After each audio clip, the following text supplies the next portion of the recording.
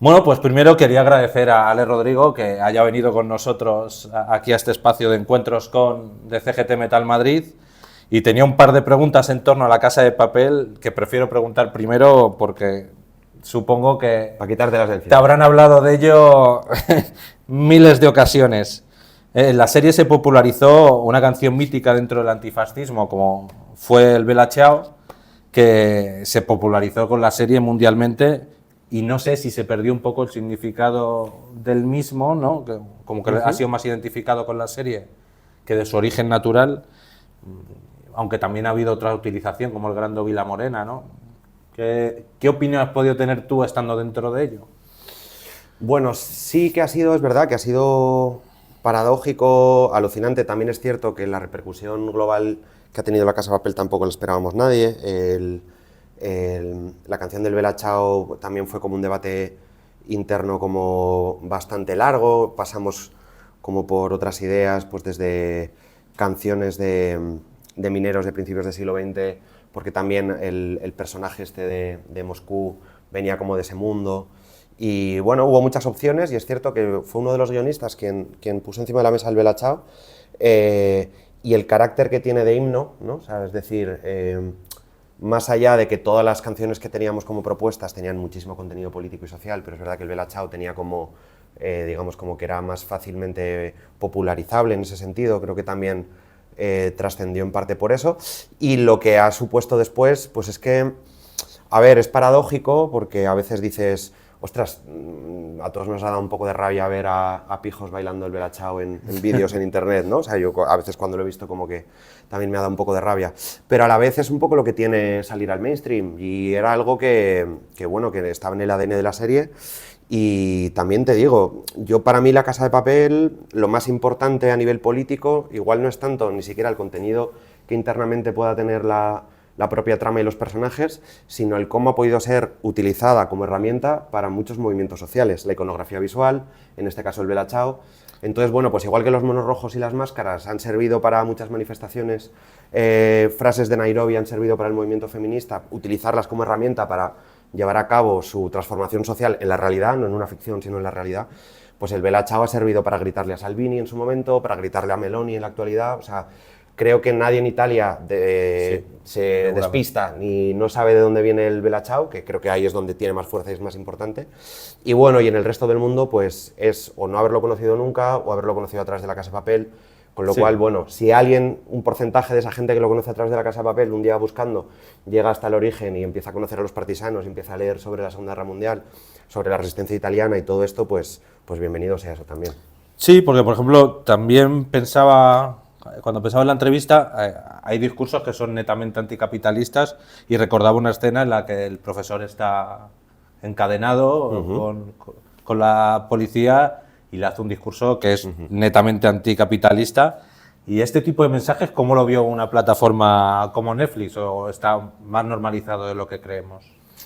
Yo creo que sí que está más normalizado que lo que creemos. Ahora voy a igual decir algo un poco impopular dentro de nuestro sector, pero a veces creo que nos gusta sentirnos clandestinos, prohibidos y muy peligrosos, ¿no? O sea, con nuestros discursos, ¿no? Y al final, quiero decir, creo que la realidad es mucho más dúctil, el propio sistema capitalista es mucho más dúctil. Dentro de las plataformas, las personas que son los ejecutivos que están en los distintos territorios, es decir, la gente de Netflix, España y Portugal, pues tienen su propia ideología y no tiene por qué ser... nosotros no estamos delante de monstruos capitalistas, sino que hay una serie de intermediarios, que es todo mucho más permeable, dúctil y flexible de lo que nos podemos creer cuando pensamos en el sistema, y el sistema no quiere este discurso y estamos silenciados y este tipo de cosas que igual son más adolescentes, y la realidad es bastante más compleja, ¿no? Entonces, La Casa de Papel es una serie de entretenimiento, que esto yo ni lo escondo, y me gusta poner encima de la mesa, que luego sí que contiene un contenido y un mensaje social y político que nos mola y que trasciende y que está claramente direccionado desde un lugar anticapitalista en muchas ocasiones, pero nosotros hemos conseguido bañarlo todo de ese, o vestirlo todo con ese traje que es el entretenimiento, ¿no? Con lo cual, si la gente se está entreteniendo y la gente sigue viendo el siguiente capítulo, cualquier plataforma te va a coger un producto cultural como una serie. El caballo de Troya, si lo queremos llamar caballo de Troya, a mí hasta me parece muy flipado llamar caballo de Troya, tampoco estamos haciendo eso, ¿no? Pero el mensaje que luego tú puedas meter dentro y debajo, pues bienvenido sea, y en el caso de La Casa de Papel, sin en detrimento del entretenimiento, sí que hemos conseguido tener este mensaje mainstream. Yo, es verdad que desde chaval me ha obsesionado mucho con salir al mainstream sin perder la radicalidad de mi mensaje, ¿no? O sea, incluso dentro de mi sindicato de CNT, pues soy como del sector que está como intentando empujar por salir al mundo exterior, hacer la batalla cultural en el mundo exterior, no solo en nuestra parcela afín. Y yo desde chaval, que iba a un concierto de Escape y de pronto me estaba dando cuenta que había chavales medio pijetes cantando el Vals del Obrero, pero que se la sabían entera, era como, hostia, lo que han hecho esta peña, ¿no? Sí. O sea, quiero decir, ya está súper pasado Escape, ya no es referente porque han pasado muchos años y tal, pero ¿me entendéis? O sea, como que esa fuerza de esa canción, pues que por el camino se desvirtuase, pues según para quién, sí, según para quién la ha podido utilizar vaciada de contenido, pero la letra es lo que es. O sea, te estoy haciendo ahora el paralelismo con el Vals del Obrero, ¿no? La letra es la que es, y Escape tenía la letra que tenía y no la ha cambiado por mucho que haya salido al exterior. Que luego le hayan cogido sectores que a ti no te hacen tanta gracia, pues bueno, la realidad y la batalla de fuera de tu trinchera es esa, y ahí están las paradojas, ¿no? Por ejemplo, aquí tenemos a una persona que defiende abiertamente que Escape ha ideologizado el 90% del movimiento. A mí me parece excesivo y muy optimista, pero ahí lo dejo porque está aquí la persona. Entonces, pues sí, pero que en cierto modo a veces como que dentro de estos tipos de movimientos, ¿no?, nos gustaría ser hasta cancelados de ciertos ambientes, aunque luego como Netflix no te lo ha cancelado, tú has hecho lo que has querido en el fondo y has llevado el mensaje donde has querido, y a veces nos sentimos muy poderosos entre las minorías, cuando deberíamos aspirar a poder ganarlo todo, digamos, ¿no? Claro, y en ese ganarlo todo para mí también es infinitamente compatible y necesario y un vaso comunicante, contenidos culturales mucho más profundos, que no viven del entretenimiento, más sesudos e incluso más radicales. O sea, quiero decir, yo creo que La Casa de Papel y Ciutat Morta son dos productos culturales compatibles, ¿no? O sea, que quiero decir que no tenemos que estar pensando que uno es fallido y el otro es exitoso, porque creo que son compatibles y es bueno que convivan. Yo lo creo. En octubre hicisteis en Valencia un primer encuentro de CNT de personas autónomas donde participaste. ¿Qué conclusiones sacasteis de dicho encuentro? A ver, las conclusiones es verdad que, por un lado ya... Perdón, voy a volver a empezar. Es que claro, conclusiones tras el encuentro tampoco... Bueno, pues lo que... Bueno, digo, por si no te digo... No, sí, pero te contesto a eso. ¿O qué problemas encuentras al organizarse en torno a un tal o qué prefieres? Vale, sí, la que quieras. Te lo dirijo igual. En octubre hicisteis en Valencia un primer encuentro de CNT de personas autónomas donde participaste. ¿Qué problemas has encontrado en el entorno de los rodajes? A ver, bueno, yo aparte tengo una particularidad, que es que, claro, cuando estoy trabajando como guionista estoy autónomo, cuando estoy trabajando de director estoy por cuenta ajena, con lo cual esto es una jungla y un buen caos al final de año. Y es un temazo. Realmente como autónomas y autónomos, pues lo que más o menos nos podemos imaginar, con las cifras que esto además tenía el secretario general de CNT Valencia muy bien masticadas, que él además es abogado, del porcentaje de personas que mientras están trabajando como autónomas están en el umbral de la pobreza, del porcentaje de personas que no llegan a unos umbrales anuales como muy básicos, y sobre todo la atomización como clase obrera que tenemos las autónomas de no estar en un mismo centro de trabajo, pudiendo compartir miserias, pudiendo compartir reivindicaciones y pudiendo hacer fuerza para luego empujar, ¿no? Entonces, bueno, esto es un intento que a mí me pareció muy valioso y por eso también acudí a Valencia, de empezar a gestionar un propio sindicato de personas autónomas, que eso pueda elevar para hacer presión política, que a la vez siga mucho la línea del apoyo mutuo que practicamos en el anarcosindicalismo, que es estar como entre nosotras apoyándonos y viendo las problemáticas de las compañeras. Y ahora mismo, pues las perspectivas que se ha generado solo en Valencia, y a ver si se va cogiendo fuerza y se va pudiendo hacer en más territorios. ¿Encuentras un sesgo de clase para llegar a ser director, guionista, etcétera? Sí que hay un sesgo de clase brutal en nuestra industria, pero por una cuestión muy concreta, que es vamos a ver, cuando tú te estás formando y cuando tú estás haciendo tus primeros trabajos que tienen que ver con tu voz autoral, ¿no? Con tus primeros cortometrajes, obviamente son piezas que tú haces que no son remuneradas, ¿no? Entonces hay, digamos, un circuito que ya está montado de por sí, que es pasar por una escuela de cine, después de la escuela de cine hacer una serie de cortometrajes pues más o menos experimentales o autorales o un poco más comerciales, pero que tampoco son remunerados. De ahí, en la escritura de tu primer largometraje, tienes que pasar por una serie de laboratorios de guión, de residencias artísticas donde te tutorizan para escribir el guión. Todo este es un proceso que, más allá que las propias escuelas, estamos hablando de pagar entre 6 y 11.000 euros al año. Los posgrados estamos hablando, si es en España, 12.000, si es en el extranjero, 30.000 euros al año. Y hay, bueno, pues parte del mundo artístico pasa como por estos lugares porque son muy prestigiosos, no solo por lo que te enseñan, sino por los contactos que haces, ¿no? Sí, las relaciones. Es un mundillo de contactos. Y entonces hay como cierta burbuja que es bastante elitista, y es paradójicamente elitista porque a la vez discursivamente es progresista, que es, claro, todo la intelectualidad del cine de autor, del café para cafeteros y del circuito de festivales independientes y demás, en el que no todo el mundo, y esto a mí me gusta dejarlo muy claro, bueno, llevo aquí tatuado a Buñuel, o sea, tienen mucho talento, ¿no? La gente que llega y hace cine de autor y consigue tener una repercusión en los festivales tiene mucho talento, y mi crítica desde la sociedad de clases no les quita ningún mérito, ¿no? En ese sentido. Pero sí que es cierto que llegar a los 30, 32, 35 años sin haber tenido que ingresar nada en casa, porque te lo ponen todos los padres y haber tenido esa formación, está al alcance de una minoría social. Entonces esa minoría social generalmente es la que luego pues florece dentro de los círculos de casi todas las disciplinas artísticas, no solo el cine, pero especialmente el cine, porque el cine es especialmente caro de producir, ¿no? Creo que es el arte más caro de producir.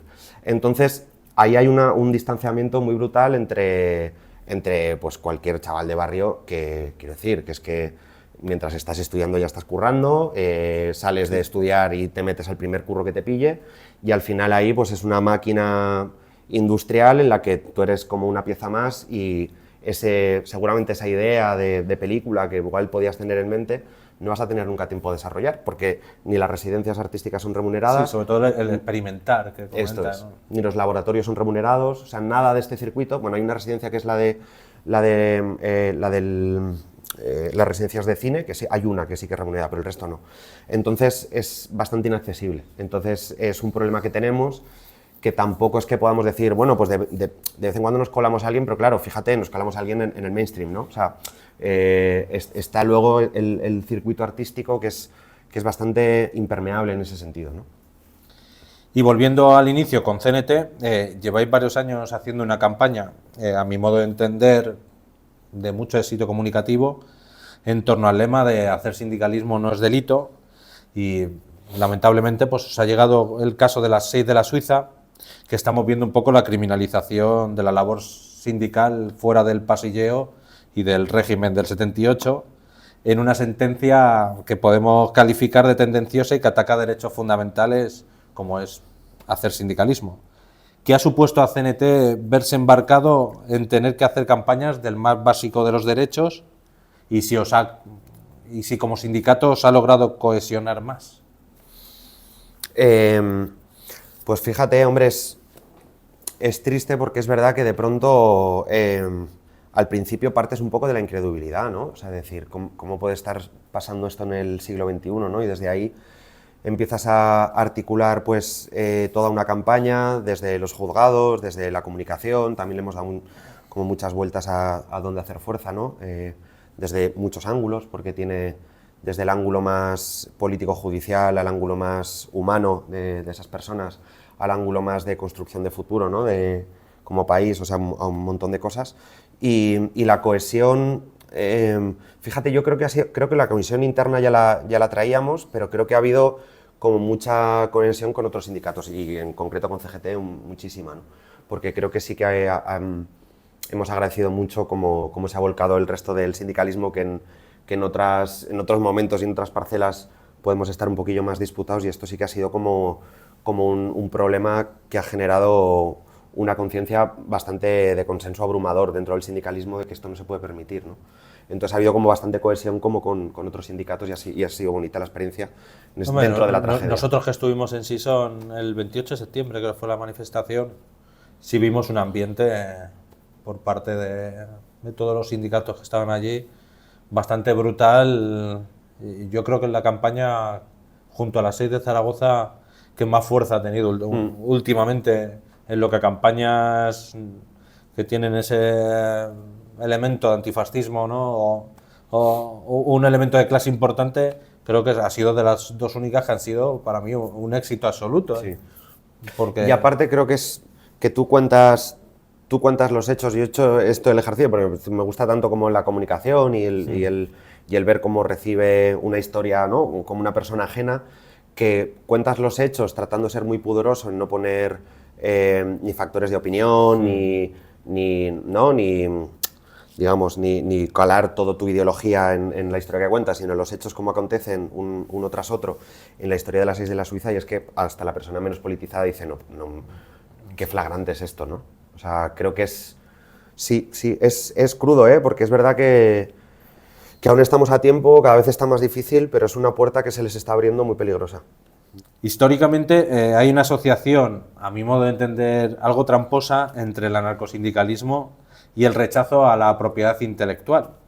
Sobre todo sabiendo los límites que tiene, por otro lado, la licencia de Creative Commons o el brindis al sol, que significa copyleft, que no está en este país ni regulado, y que creo que puede traer la desprotección a artistas frente a multinacionales y grandes corporaciones. ¿Qué opinas sobre ello?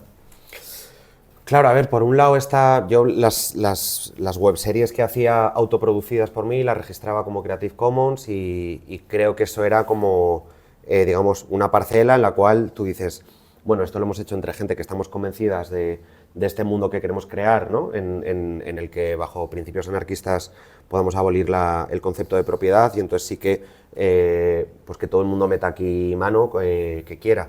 Y otra es cuando tú estás trabajando dentro de la industria capitalista, ¿no? Que es decir, que son dos cosas muy distintas. Cuando tú estás trabajando dentro de una productora para una gente que genera unas plusvalías acojonantes, el derecho de propiedad intelectual lo que por un lado, te blinda para que no te puedan robar tu trabajo y después ejecutarlo ellos sin contar contigo, que eso es muy importante. Te blinda entre el robo de trabajo ya hecho. Ya no robo de ideas, sino robo de trabajo hecho, porque una idea es un concepto muy ambiguo que puede dar lugar a mucha confusión, pero la premisa de una serie, el desarrollo de personajes de una serie, eso es trabajo hecho, eso está desarrollado sobre un papel, no es una idea, y deja de ser una idea, ¿no? Digamos.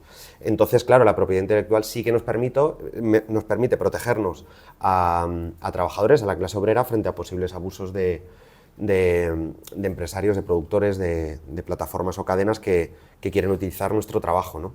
Entonces ahí es donde yo sí que defiendo la protección que nos blinda la propiedad intelectual. Sí que haría una reflexión sobre el concepto de derechos de autor. Ahora mismo en audiovisuales y en cine solo se atribuye a compositor musical, guionista y director.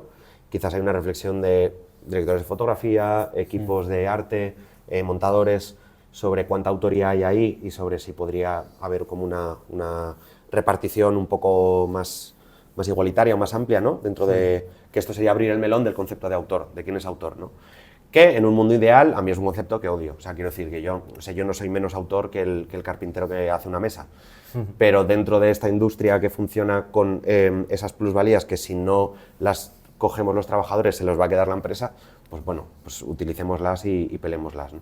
Claro, por ejemplo, hicimos una entrevista a Ainara Legardón, que la tenéis que ver, donde por un lado ella hablaba que no tener los derechos de propiedad sobre la música, por ejemplo, le permitía que en Spotify alguien te pudiese coger una canción y aflautar tu voz,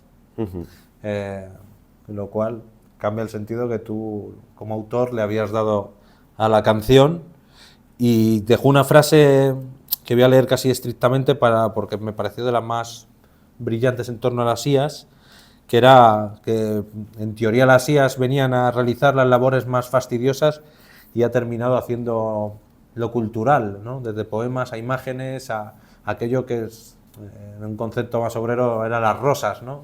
Que era lo que nos hace sublimes, en cierto modo, y era algo que la IA estaba como sustituyendo, mientras que las labores más fastidiosas son aquellas que seguimos realizando. ¿Y cómo está afectando en tu ámbito laboral, si le está afectando de algún modo? A lo mejor... Sí, hombre, yo creo que estamos todos ahora mismo con mucho miedo, y un miedo que creo que hay que saber direccionar políticamente, porque el miedo en sí mismo es negativo para cualquier lucha social. Y entonces hemos empezado a ver una serie de avances y un posible futuro distópico en el que se prescinde de los trabajadores del mundo de la cultura y del arte, que nos ha acojonado bastante, ¿no? Entonces, yo por un lado, claro, si viviéramos en una sociedad controlada por la clase obrera colectivista y completamente concienciada, podríamos utilizar la innovación tecnológica de la inteligencia artificial, trabajar mucho menos, quedarnos con el trabajo más sabroso y el trabajo más empantanado, repetitivo, mecánico, o el que menos nos gusta, dárselo a la IA para trabajar menos horas cobrando lo mismo, ¿no? Esa sería como nuestra utopía social. Como al final el mundo lo maneja quien lo maneja, el miedo que tenemos, razonable, es que esta IA sirva para despedir a trabajadores y para sustituir, ya no solo despedir a una empresa, sino el hecho de que una editorial de libros ya deje de contratar a un ilustrador para hacer una portada con una IA, ya es destrucción de empleo en sí misma, ¿no? Entonces ahí es donde estamos, digamos, como sacando los dientes, procurando que se regule cuanto más mejor. Creo que en ese sentido, por ejemplo, el ejemplo de la huelga de guionistas de Estados Unidos, para mí es un referente, que es decir... Donde nombra la IA, y cómo se debe utilizar, o sea, que han logrado cosas... Que se comprometan a no utilizar la IA para la escritura de guiones. También los actores están ahora tratando de parar la industria, haciéndose que se comprometan los productores a no utilizar la IA para dejar de contratar actores determinadas jornadas, porque quiero decir... Tú a un actor que lo tienes escaneado en 3D, esa cara tú la pones en un cuerpo saltando por una ventana y así te evitas riesgos laborales, el especialista, el actor... Es que eso lo han regulado allí en Estados Unidos. Sí, ¿Cuántas veces puedes aparecer como segundo término por detrás? O sea, ha sido una huelga bastante interesante en ese aspecto. También tienen algo que aquí envidiamos, que es que el sindicato de guionistas tiene un poder que te para Hollywood. Aquí no paramos la industria española desde el ALMA, que es el sindicato de guionistas, o sea, yo además también estoy sindicado en ALMA, además de en CNT, por la parte que me corresponde como de oficio de guión.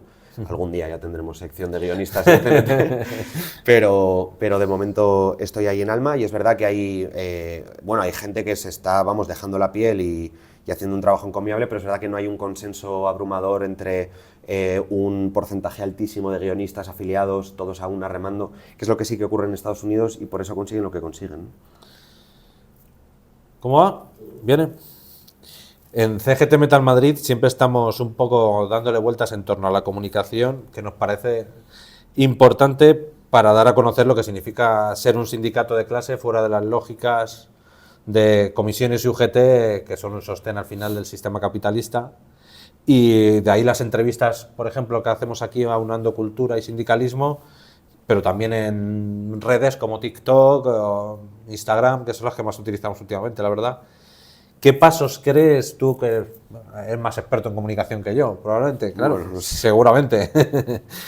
Que yo soy un obrero de industria, como se diría. Pero yo cuento cuentecitos de ficción, ¿eh? Tampoco pero tiene el trovador siempre ha tenido su importancia, ¿eh?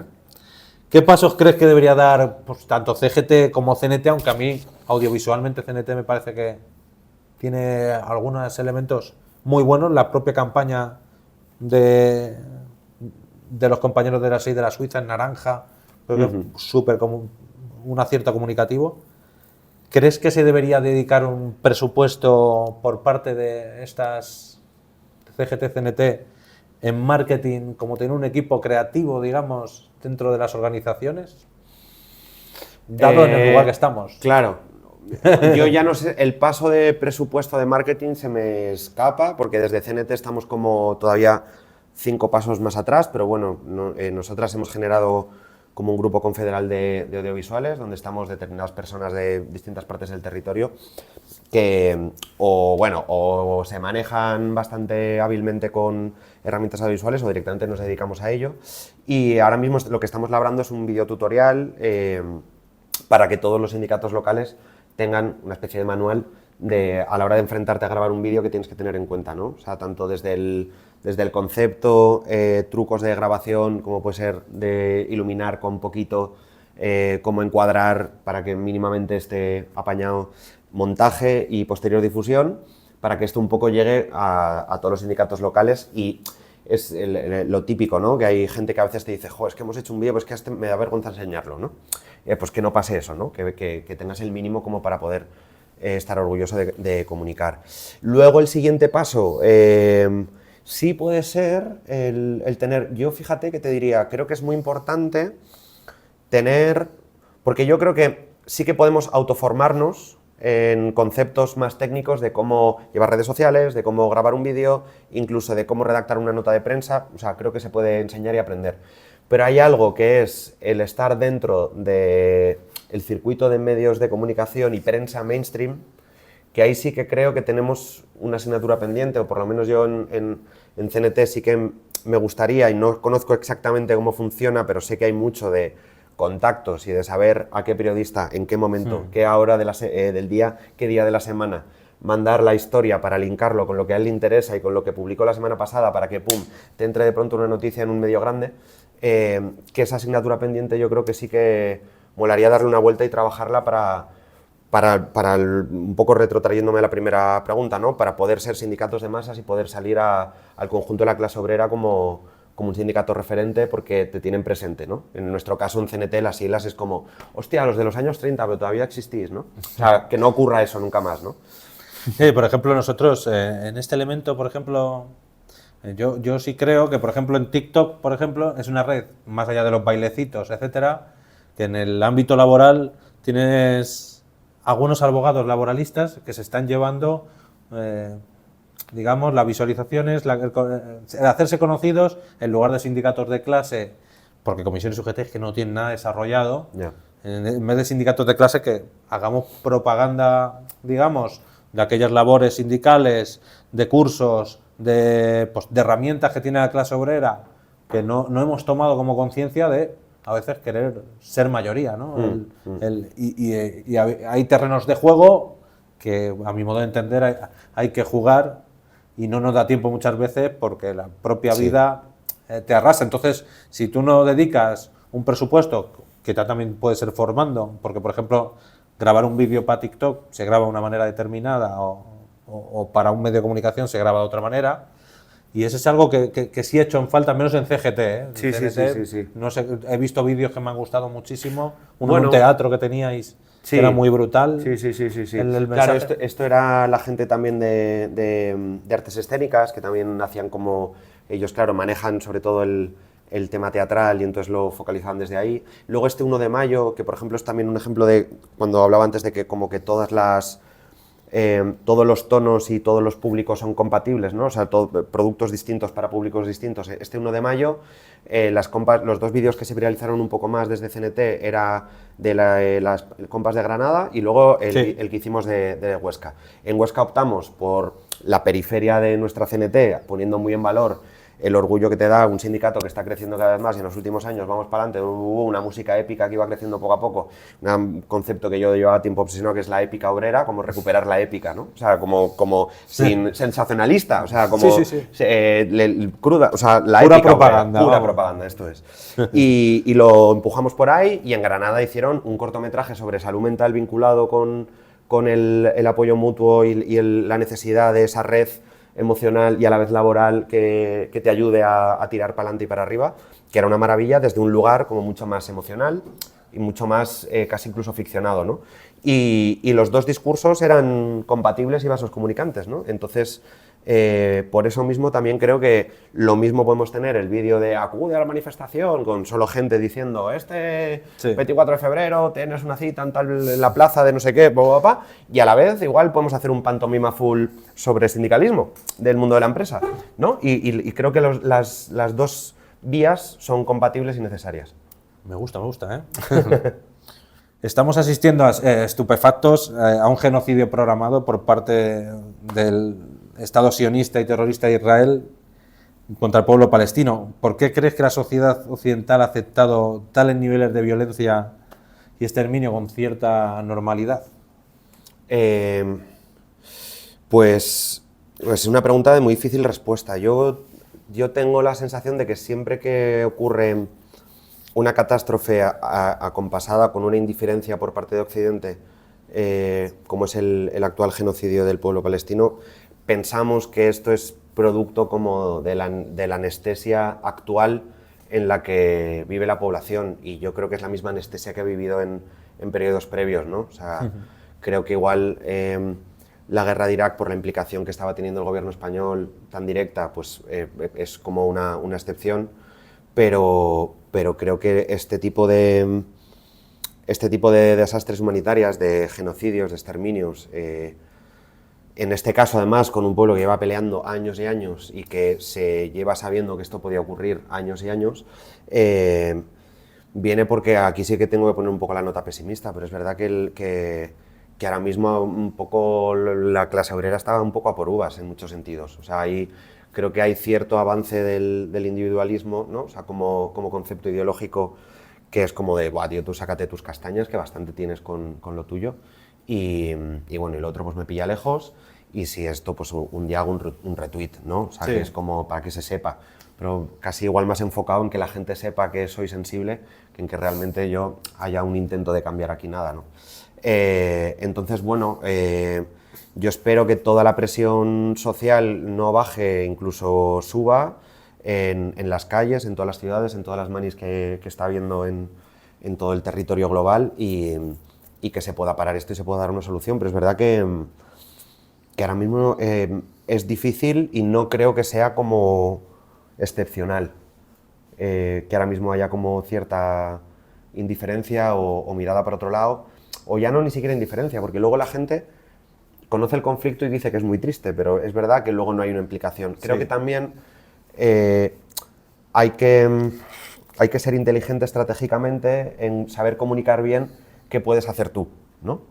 Porque si salimos a la calle, la gente que no está politizada, si salimos a la calle y le preguntamos qué podrías hacer tú por parar el genocidio en Palestina, no te vas a saber decir ni una sola cosa. No te vas a decir ni una sola empresa que esté participando, no te vas a saber decir qué opciones hay dentro de la legislación internacional, qué opciones hay como movimiento de base ciudadano, no te vas a saber decir nada.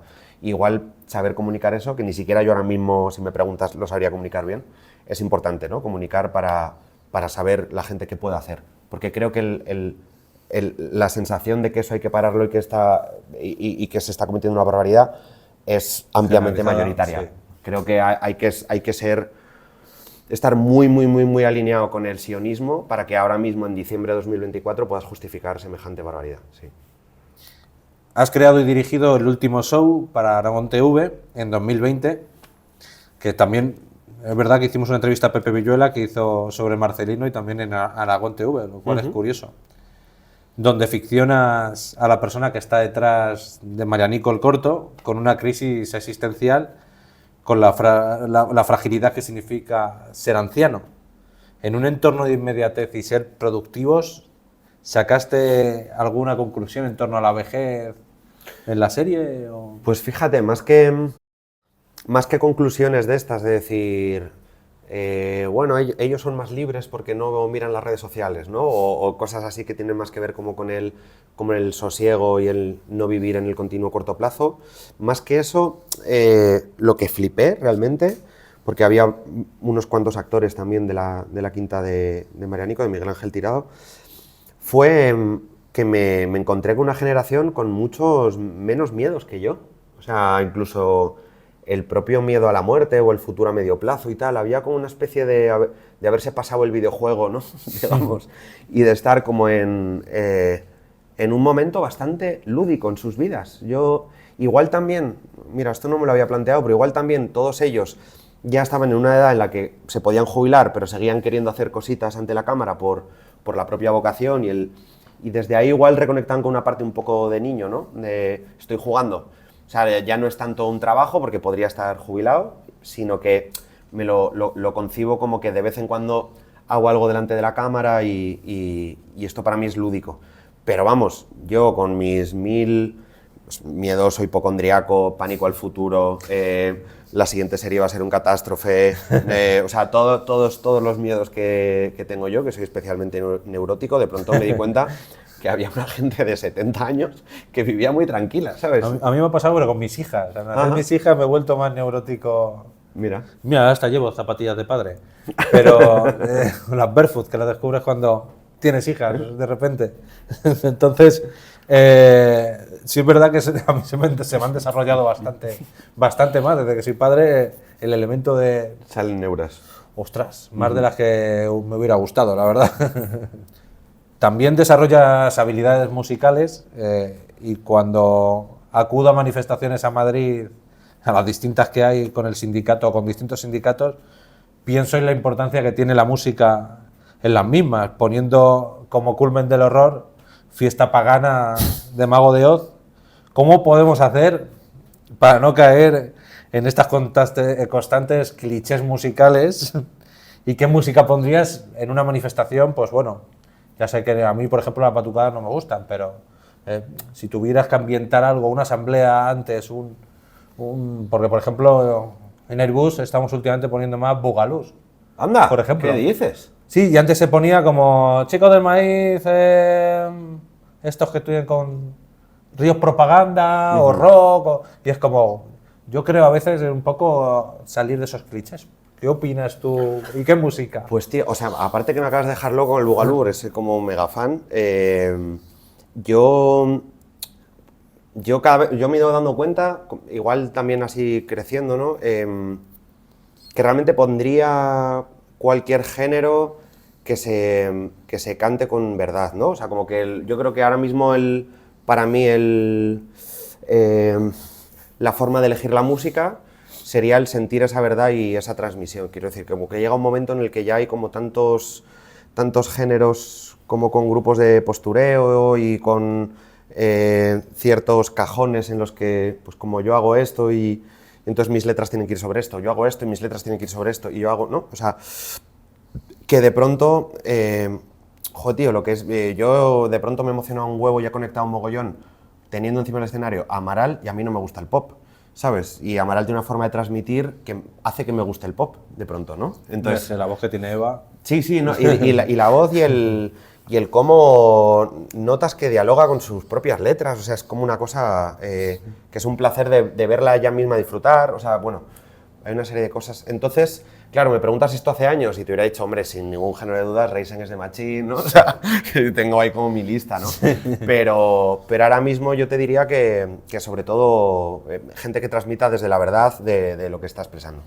Claro, que muchas veces con esto de los clichés yo los odio mucho porque yo he visto que muchas veces escuchan boicot y que la gente como que nos tiene como un cliché de casi temor a acercarte por ese sonido y es como pues un Pete Rodríguez, ¿no? Que canta con los bugalús y tal. Me parecía siempre a veces como una manera de decir somos revolucionarios pero también bailones, no queremos alejarnos de...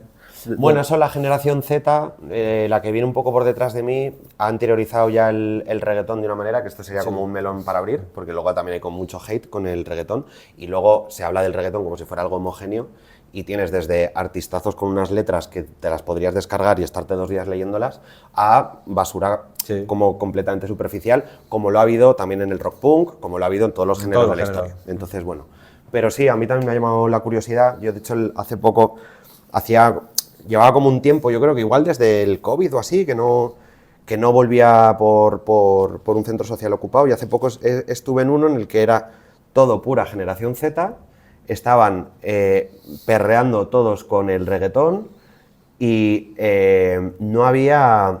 Digo, hostia, ¿dónde están aquí los punkis, no? Entonces, primero pasé por la pena, por la frustración, luego me di cuenta de que es una generación que viene con otros códigos, era peña súper politizada, todos militando en movimientos sociales y todos cada semana estando a pie de cañón en las asambleas, y digo, hostia, pues es que están igual o más implicados que mi generación, pero tienen otros códigos y es genial. Y hay que saber escucharlos. Claro. Desde CGT hemos comenzado una campaña por la reducción de la jornada laboral a las 30 horas sin merma económica. Pues creemos que tenemos que tener horizontes donde poder caminar más allá de que sean propuestas y no rechazos, ¿no?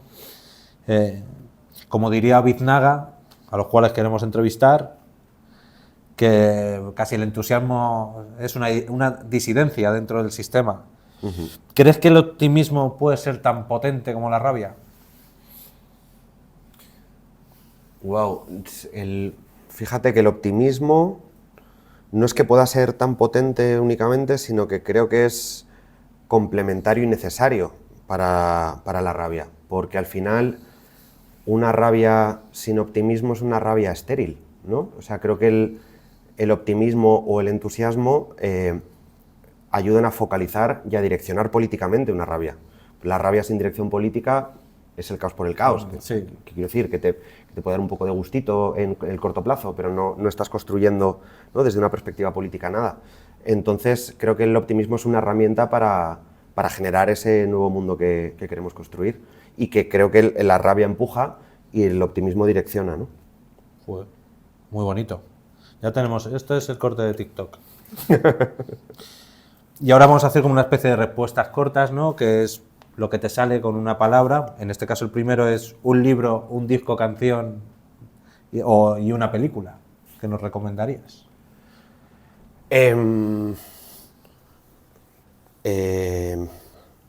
Vale.